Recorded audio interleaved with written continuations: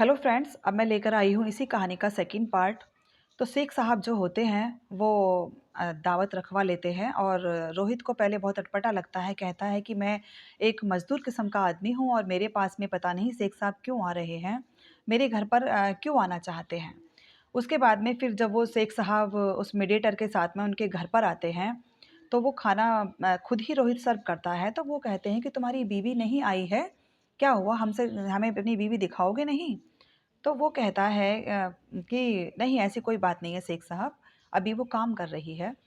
तो जब उसकी बीवी शेख साहब के सामने लास्ट में आती है, तो शेख साहब उसे देखकर एकदम पागल हो जाते हैं और जो वो डायमंड की रिंग लेकर आए होते हैं उसके लिए मुँह दिखाई में, वो उसकी बीवी को पहनाने लगते हैं। तो वो कहती है, नहीं सर, ऐसे इतने महँगे गिफ्ट को मैं नहीं ले सकती।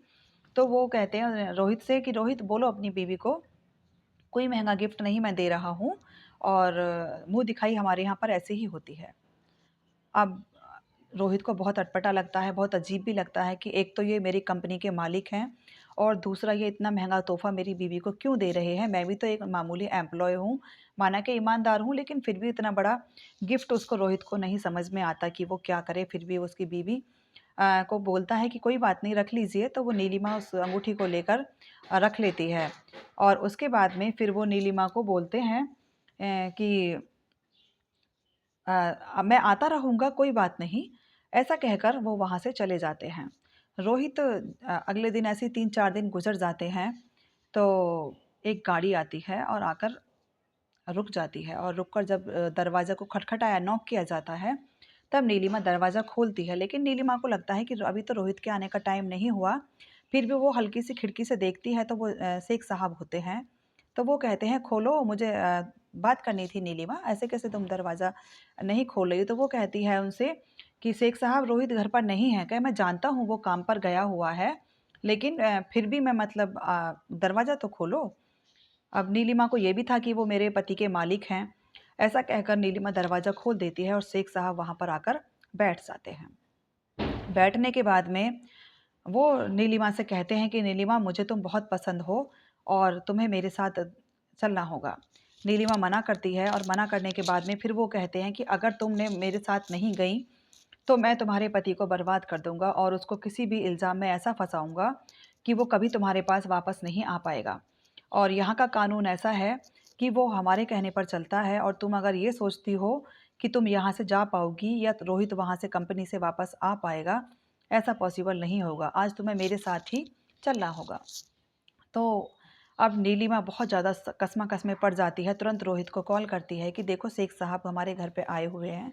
तो रोहित कहता है कि मैं अभी बहुत दूर हूँ, लेकिन आने में मुझे 1 घंटा लग जाएगा, फिर भी मैं तुरंत यहाँ से कंपनी से निकलता हूँ। और वो रोहित वहाँ से निकलता है, आकर देखता है तो उसे उसके घर पर बीवी नहीं मिलती है। तब वो आस-पड़ोस के लोगों से पूछता है कि तुम्हें पता है मेरी बीवी कहाँ गई है, किसके साथ गई है? तो वहाँ पर पड़ोसी उन्हें बताते हैं कि रोहित, तुम्हारी वाइफ़ जो एक बहुत बड़ी गाड़ी आई थी उसमें एक शेख साहब से लग रहे थे, वो उन्हें अपनी गाड़ी में ले गए। और इसके बाद में जो मीडिएटर होता है, रोहित तुरंत उसे फ़ोन करता है और उनसे कहता है कि मुझे मेरी बीवी को वापस बुलाओ, शेख साहब मेरी वाइफ़ को ले गए हैं। मीडिएटर सुनकर बहुत ज़्यादा हैरान रह जाता है और फिर वो शेख साहब को फ़ोन करता है कि शेख साहब, रोहित की वाइफ़ क्या आपके साथ है? तो वो कहते हैं कि हाँ, मेरे साथ है, लेकिन अभी मैं 2-3 दिन बाद ही इसको भेजूँगा। इसमें रोहित बहुत ज़्यादा तंग और दुखी हो जाता है और 3 दिन बाद वो उसकी वाइफ़ को छोड़कर जाता है। और रोहित की वाइफ़ वहाँ पर आती है और रोहित से लिपट-लिपट कर बहुत बुरी तरह से रोने लग जाती है। रोहित भी बहुत बुरी तरह से रोता है, दोनों लिपट कर रोते हैं।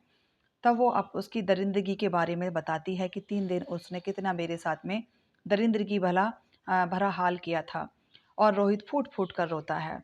तो वो कहती है, मुझे नहीं रहना यहाँ पर, मुझे नहीं चाहिए पैसे, मुझे तो इंडिया वापस ले चलो। तब रोहित कहता है, ठीक है, मैं चलूँगा तुम्हें लेकर।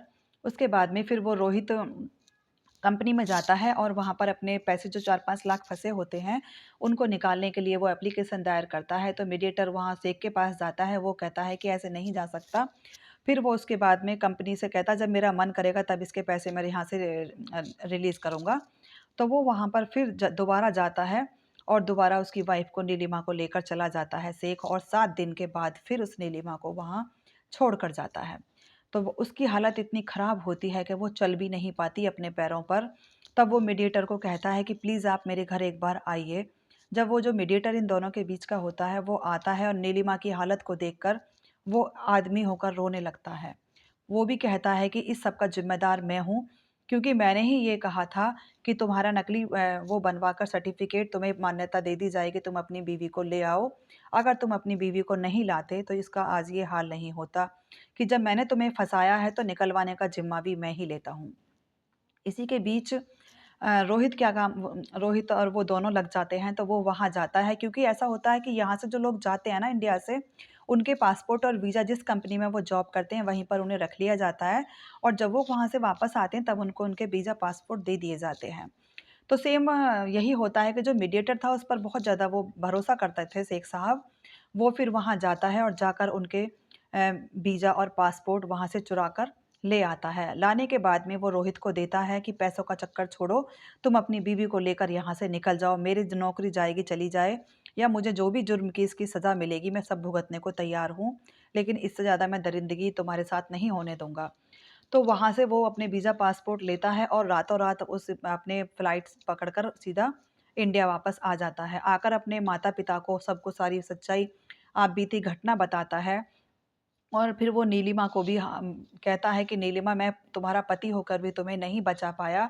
प्लीज़ मुझे तुम इस चीज़ के लिए माफ़ कर दो, क्योंकि फिर यहाँ आने के बाद कुछ लोगों के कहने पर, अधिकारियों के से बात होने पर वो यहाँ से केस डालते हैं, और केस हमारे विदेश मंत्रालय में भी पहुँच जाता है। और अभी तक क्योंकि ये दूसरे देश की बात होती है तो ऐसी कोई कार्रवाई नहीं हुई है। 2000